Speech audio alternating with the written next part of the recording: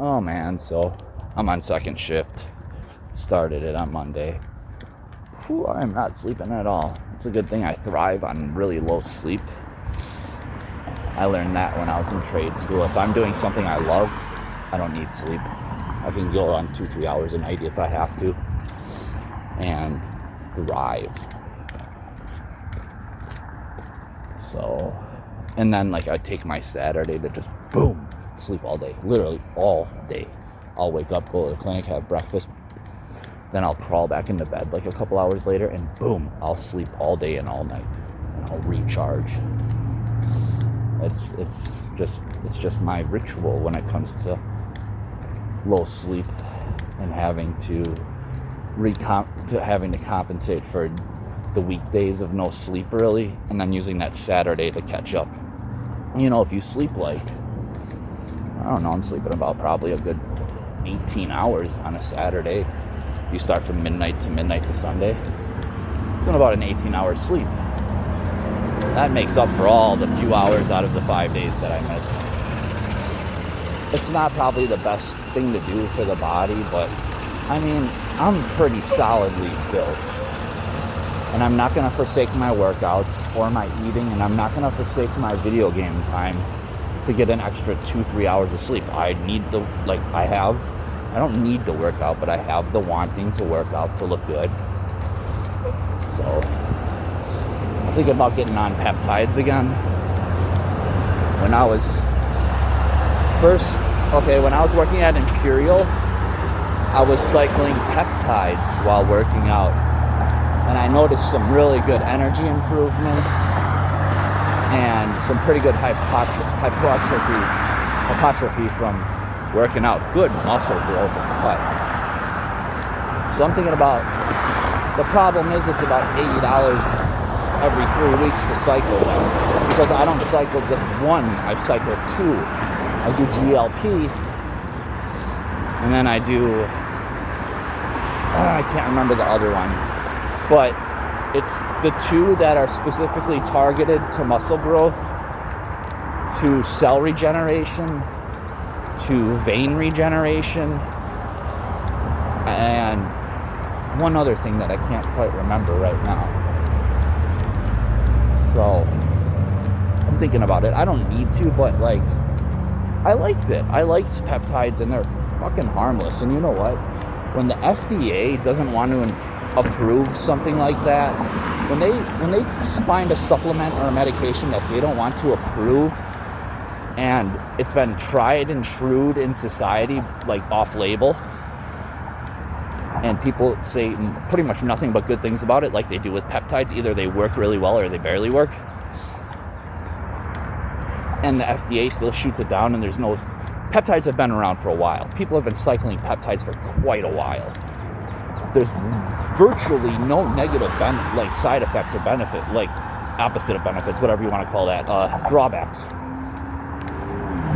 FDA won't approve them, which makes me think they're good even more. Yeah. I know I'm a Christian. I should put the least amount of chemicals in my body as possible. Can't help it. I like to work out. I like to look good. It's just how I am. I also got my hands, I probably shouldn't say this, but I got my hands on some tests. Not liquid, but gel that you apply to your skin and it absorbs. So I've been cycling that. I'm only going to cycle it for like 2 months just to get a good, decent buildup. I wouldn't ever cycle test for a long time because of the shrinkage of your balls and like shit like that. It can give you acne. It can really fuck with you. It doesn't do anything to me, but I'm sure if I used it long enough, I would get some sort of side effect. But I've been taking about 5 squirts of that cream and just poof, slapping it on my belly like it says you should. And like, whew, already am noticing some pretty good fucking gains. Like I'm a little blown away, to be honest. I look fucking great. Like I fucking look good. I'm pretty much in my prime cut-wise, not strength-wise and weight-wise, but cut-wise I'm in my prime. And I'm just getting further and further. My fucking abs and arms look great. Like, yes. especially my abs though, and my shoulders are nice and rounded off, and they have like that split. Man. So anyways, off the working out topic, and supplements and all that. I freaking so my machine crashed on me yesterday. That was interesting. So I'm doing the rear hitch frames, right? Little did I know that I'm getting taken off of that machine and putting on a new one today. And it's not because of the crash. It's just this was planned because they want to show me another machine. They see that I have this mastered. They're going to bounce me around every single machine in that shop. So anyways, I'm about 2.5 hours into my shift, right? And I asked my supervisor, Dennis, I'm like, hey, can you rotate my green loading rack for the hitches? And can you also rotate my chip hopper, empty it out for me and bring it back? And he's like, yeah. I was like, it's not a rush because I don't last minute anything. He told me not to do that, but I already knew. And I was like, whenever you get to it, it's not a rush. And he's like, yeah, I'll get to it. About 20 minutes later, he rotates my rack. And then he freaking does the chip hopper, right?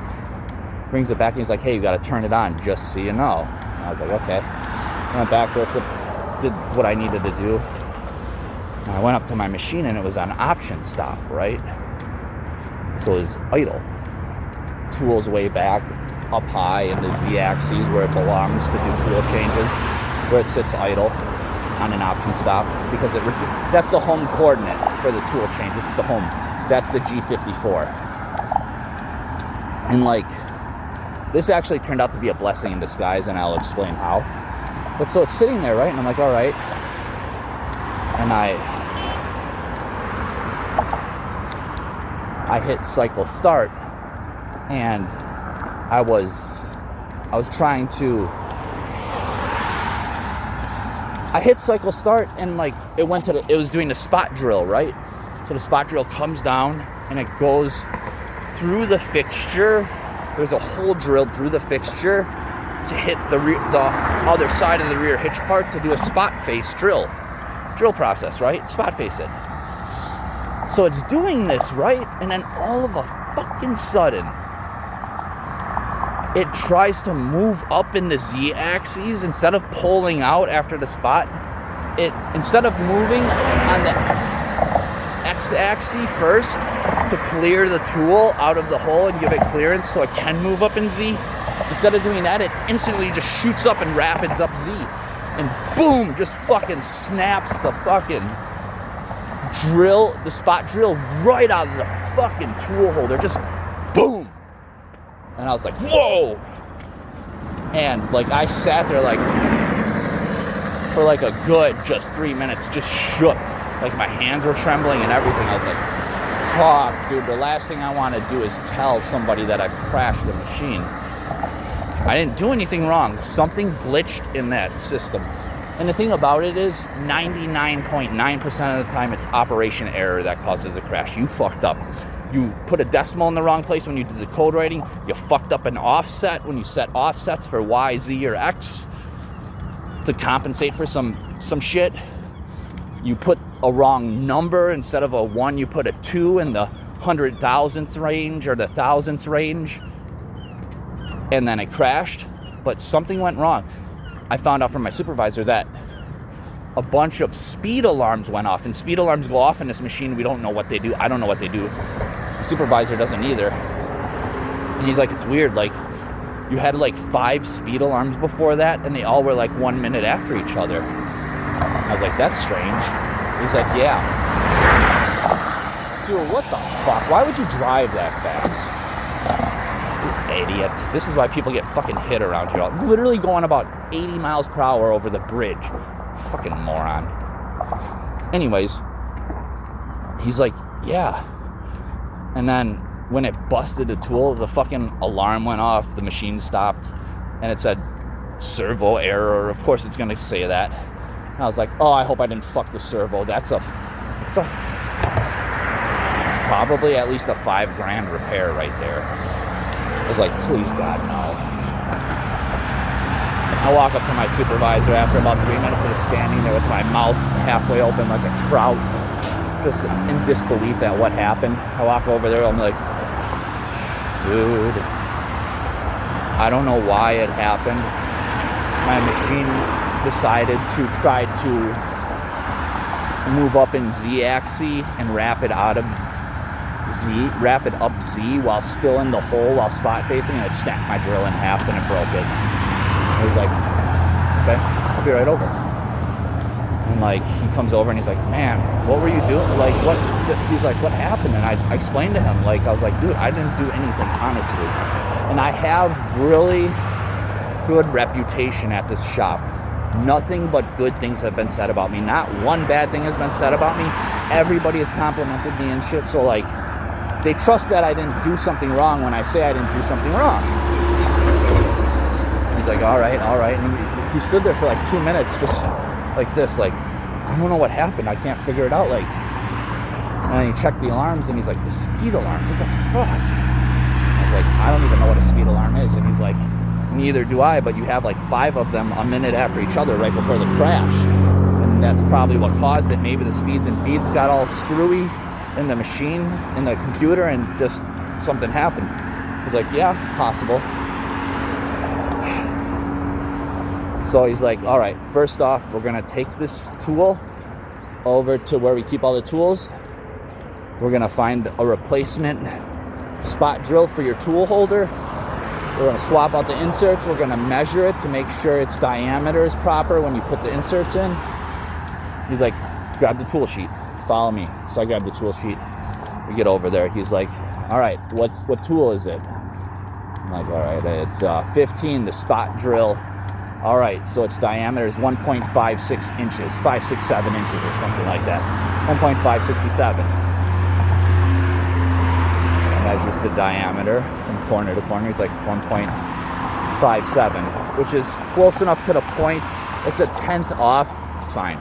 It's fine for spot drilling. Spot drilling doesn't matter. Like, that's such a tiny difference that it's the right tool. It's the right spot drill, right? He's like, all right. Now we got to get the broken piece out of the tool holder. So we get that out. He's like, we're gonna put this one in. He puts it in, he's like, what the fuck, it's not, and it wouldn't like go in properly, and then he pulled it out and he compared the shank and the shaft, not the shank, the shaft, to the other one, the broken part of the shaft, the bottom part that goes into the tool holder, and he compared it to the one we grabbed, and he's like, son of a bitch, and I was like, what? He's like, there's a flat on this one. A flat that runs about this long, where so it goes into the tool holder, right? And these screws, there's screws without heads on them. They don't have caps, right? They're just the screw. And they have, instead of a cap, they just have the indentations for an Allen wrench to enter to screw it in. And they don't have a cap for clearance issues, so the clearance can be easy. You don't have to compensate for it. So when it's moving around parts and shit, which I actually just figured that out right now. I hadn't thought about it, but as I was talking about it, and I thought about it, like that's why it's for clearance reasons, and that's usually the case. So he's like, you know what we got to do? And I was like, what's that? He's like, we have to grind a flat on here. And I was like, we don't have surface grinders. We're going to do it on a grinding wheel. And he's like, I actually don't know how to use a grinding wheel. And I kind of wanted to snicker a little because he knows way more than me. But I know how to use a fucking grinding wheel. I don't like them per se, but I know how to use them. And he's like, no, we are going to use a hand grinder, right? One of the hand ones with the disc. I was like, all right. So we go over to this other machine. And he's grinding a flat, trying to grind a flat for a second. One of the other second shifters comes up to us and he's like, hey, Dennis, can you take a look at this hydraulic lock? For some reason it's jammed. I can't get it unjammed. He's like, all right, I'll be over in a minute. He looks at me. He's like, can you grind this flat this long about and make it even? And I was like, fuck yeah, I can do that. That's simple. That's fucking baby work. Let me have at it. So I'm grinding it. Sparks are going everywhere. And I get this fucker nice and smooth. But I'm like, I don't really like the surface finish, and even though the surface finish doesn't matter here, I still kind of want it to look nice because he hasn't come back yet from helping to fix the other thing. So I was like, all right. So I took a grinding stone and I grabbed the grinding stone that squares, that is a square, kind of long, about this long, and I just, and I fucking made it real flat, like perfectly flat. It's really nice. Like if you indicated that fucker, it would be within 5 thou easily, which is not flat when it comes to laying something down in a machine, but when it comes to hand grinding and all that, that's good. Like it's probably within 3 thou or even 2 thou, to be honest, if you ran an indicator over the flat. But I did a really good job. So he comes back and I'm like, how's this? And he's like, that's gonna work. So we go over there. He's like, this is gonna work. He puts it in. He's like, all right. So takes the Allen wrench. Screws go against the flat, right? Holds the tool in. And he's like, anytime you do this, take a hammer and boof, boof, hit the Allen wrench and really tighten these fuckers down. For this sort of thing in particular, for the love of God, don't do it with inserts. And I was like, I know. I hate it when people tighten inserts down. I had to actually kind of teach my last trainer, who was training me on the rear hitches, which he wasn't really able to teach me too much because I kind of knew everything already that he knew, and I have schooling and he doesn't. And I also have shop experience and he doesn't, just that shop. I taught him that you can rotate, that you can flip certain inserts. If they have edges on the other side, you can flip them around instead of just rotating them and tossing them. And he's like, oh, that's cool, I didn't know that. But like, I also now I lost my train of thought. Oh, I also taught him, so he had me do a tool change, right? And I went to go take out the screws for the inserts on this face mill, and those fuckers were, somebody cranked the fucking Allen wrench. And I was like, listen, man, don't ever fucking do this. For one, it makes them impossible to get out. You will strip the screws, as I did.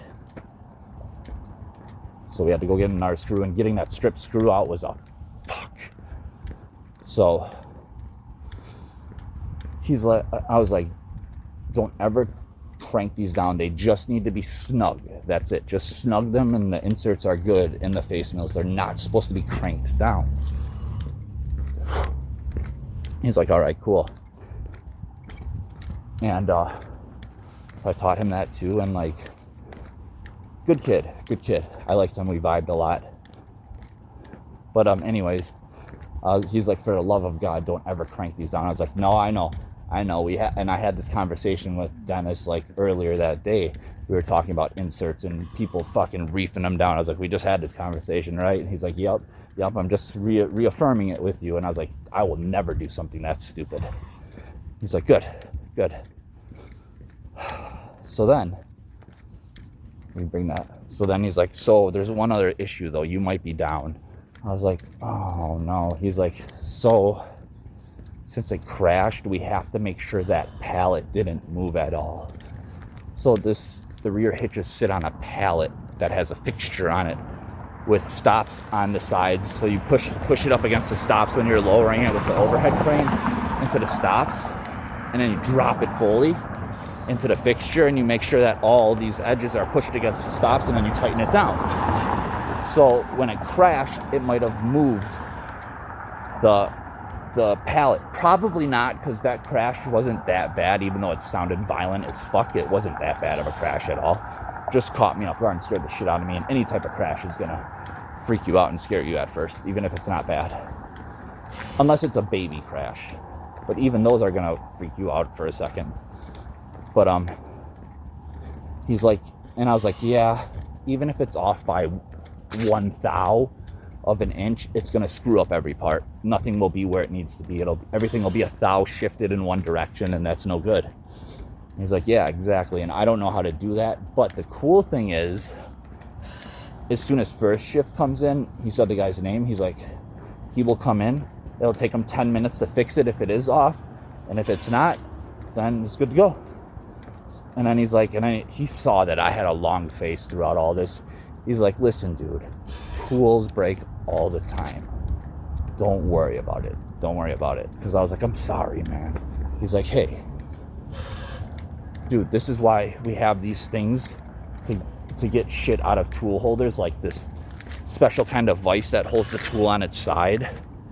So you can hammer out with a rod, hammer out into the back to get the stuck tool that's broken out of it. He's like, this is why we have stuff like this, because tools break all the time, man. Don't worry about it. But they are going to ask you right away what you were doing when this happened. And I told Rink that, you know, it probably was a misload from the person before you, or something else. And like, he's like, but I also said I don't know what happened. And then Rink told him that chances are what happened was somehow the tool holder got loose in the collet as it was machining, and it shifted while machining, but that doesn't make sense either. Rink is very smart. He knows what the fuck he's doing. He knows the machines very well. He's been there for quite a while. And he's been to other shops. But this, no, he's not right about this. It was something weird in the computer. Something got weird. Something with those speed alerts or some shit. And I didn't get the speed alert warnings. That's the other weird thing. Like, when you get alarms, it shows up on the computer screen. Those did not pop up at all. They just happened in the background and cleared on their own, which is strange as fuck too. So like, I don't know. I know I'm not going to be in trouble, but I know as soon as I walk into work today, Rink's going to be like, what happened, man? I'm going to be like, dude, I have no clue. I did everything right, and he's going to believe me. He's going to believe me because he's done nothing but compliment me and tell me good things about myself and be like, dude, you're going to do fine here. You're going to do great. You know, he's told me multiple times that he's impressed with my progress and how quickly I adapt to new projects. But the call was to wait till that first shift guy comes in to check the pallet, just to be better safe than sorry, so we don't screw parts up and make bad parts. And when he said, so he's like, you're down. And when he said that, I was like, oh shit, now I gotta go home and lose hours. And he's like, but you're gonna come work with me on my machine now. I was like, okay, cool. So we did housing units. These fuckers are like 600 pounds. He's showing me how to load them. I was deburring them, chamfering the holes with the chamfer tool, with the chamfer drill gun, wire brushing the taper hole edges, because you don't send us what's it called? You don't chamfer with those chamfer drill bits. I forgot exactly what they're called at the moment. You don't chamfer tap holes. You don't do that because you'll fuck those beginning threads up, and then you can't thread the piece properly if you do. Those entry threads, once they're fucked, like, it's bad. It's bad. And you're not gonna, when you remove material, especially a thread, the chances of you being able to fix that to a point where it's not affected and loose, or just doesn't thread properly, even if you send it through and rethread it, or try to thread it manually, which you can with a tool, still, like, the chances are so low of it working. So I did the housing units. He's like, man, you're doing good. He was like, let me tell you to do it this way, this way, this way. I recommend you do it this way, this way. He's giving me pointers the whole time. Fucking love this guy. Awesome teacher. Great person to talk to. We shot the shit for an hour before my machine crashed. About an hour before my machine crashed, when I first got into my shift, about a half hour into it, he came over and we shot the shit for literally an hour while my machine was stopped and his machine was stopped. Just shot the shit. And like, the thing is, if I make 5 parts a day, which is me not working hard or fast at all, I make 5 parts on a shift, they're gonna be happy. And if I do 4 once in a blue moon, they're going to be fine with that too. They're just happy to have somebody like me that they know will do more than the bare minimum pretty much every time, and go as far as above and beyond as he possibly can while keeping things precise. They know I'm not going to rush things, try to do things on my own by second guessing. Like, they know these things. They really like me. And then we started talking about G code and M code. And he's like, you know, I saw your resume, and I was looking at it, and I was like, I didn't believe that when you said on your resume that you know some coding, because you haven't been to any shops where you did coding. And I was like, actually, I did at one a little bit, but mainly in school. They had us write codes for these candlestick holders, and also I took an exam on G and M codes. There was like 20 of each. It would say G54 and then a line, and you would write what it is, which is machine home, or M30, which is end program. You know, G01, interpolate clockwise, G02, counterclockwise, shit like that. I forget what G03 is. G00 is, I can't remember what G00 is. Like, I don't remember all the ones that I learned, but I know some of them, and I start, like, he's like, M30 is, and I was like, end of program. And he's like, yep. And I was like, G54 is home, and he's like, yep. He's like, M06 is, and I was like, that's coolant on. And he's like, yep, you're right. And so, like, he's like, okay, you do know a little bit. And I was like, I see you use I and J in your coordinates after X and Y and Z. And he's like, oh, and then he looked at the program. He's like, yeah, I and J, we do use I and J. And he's like, you know what? If you would have said that to 75% of the other people here, they would have looked at you like, what the fuck is I and J? I and J, and then I was like, I and J is for interpolating a radius in a corner. And he's like, exactly. You know, when you hit an X and Y coordinate to do a linear cut, right? You'll interpolate clockwise or counterclockwise depending if you want to mill, conventional mill or climb mill. You're gonna climb most of the time, I think it is. Yeah, climb mill, which is clockwise. But when you interpolate linearly in a line and you get to a corner or a radius corner that you need the radius off to a certain degree, you put your X and Y coordinates, but then you hit I and J chords into it.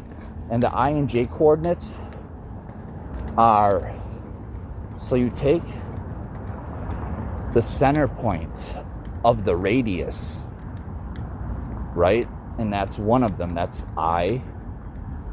And then you take the end point of the radius, and that's J. If I remember correctly, I could be wrong about it. I know one of them's the center point of the radius.